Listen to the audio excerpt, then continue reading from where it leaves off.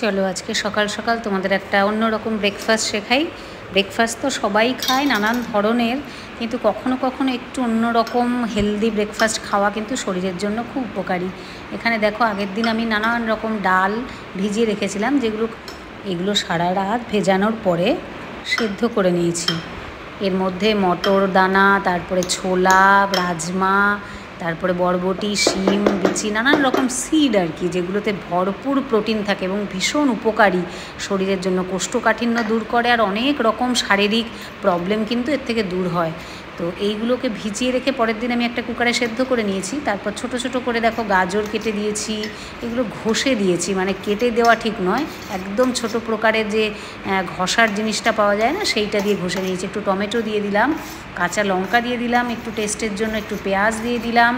তারপর আমি একটুখানি শসা দিয়ে দেবো।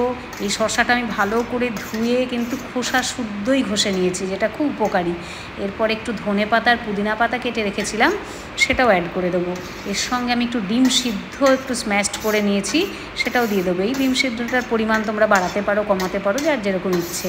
সব কিছুই পরিমাণটা নিজের মতন করে নিও। যতটা তোমরা ডাল ইউজ করেছো তার হিসাবে একটা পরিমাণ অ্যাড করো আর কি। তারপর কিছুটা টক দই নিয়েছি। এই টক দইটা একদম ঘরে পাতানো, সম্পূর্ণ নিজস্ব আর কি, বাইরে থেকে কেনা নয়। তো আমি পুরোটাই একটু হেলদি ওয়েতে, হেলদিভাবে বানানো জিনিস দেখানোর চেষ্টা করি, বা নিজেও চেষ্টা করি সবসময় ঘরের প্রসিডিওরে বানানো কিভাবে হেলদি খাওয়া যায়। এর সঙ্গে একটুখানি ব্ল্যাক সল্ট দিয়ে দিলাম, যেটাকে বিট নুন বলো তোমরা। এর সঙ্গে একটু চাট মশলা ইউজ করলাম। এগুলো ফর টেস্ট, এগুলোর জন্য কোনো ভালো উপকারিতা নেই, কিন্তু একটু টেস্ট যদি না হয় তাহলে প্রতিদিন সেই জিনিসটা তুমি খেতে পারবে না। তাই জন্য একটুখানি টেস্টের জন্য কিছু কিছু মশলা ইউজ করতে হয়। এটা একটা জিরা আর ধনে আমি রোস্ট করে পাউডার করে রেখেছি, সেটা ইউজ করে নিলাম। একটুখানি ব্ল্যাক পেপার দিলাম, এটা তো শরীরের জন্য ভীষণ উপকারী, তোমরা সবাই জানো। তো এইটাকে এবার আমি ভালো করে মিক্স করে নেব। প্রথমে যে আমি ডালটাকে একটুখানি স্ম্যাশড করে দিলাম, এর কারণটা হচ্ছে ওটা একটা বাইন্ডিং, যাতে ধরে রাখে জিনিসটা, খুলে না যায়। তো তারপর আমি দেখো খুব ভালো করে এটাকে মিক্স করে নিলাম।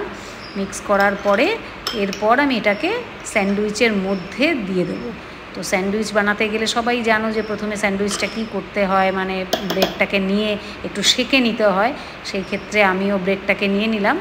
তো খুব বেশি ব্রেড ইউজ করবো না। আর ব্রেডের মধ্যে তোমরা বাটার ইউজ করতে পারো, যাদের বাটারের প্রবলেম আছে। যেভাবে শুকনো ব্রেড তুমি একটুখানি সেঁকেও নিতে পারো, তাতেও কোনো অসুবিধা নেই। টেস্টের জন্য আমি একটুখানি বাটার ঠিক নয়, এটা আমি একটু ঘি দিয়েছি।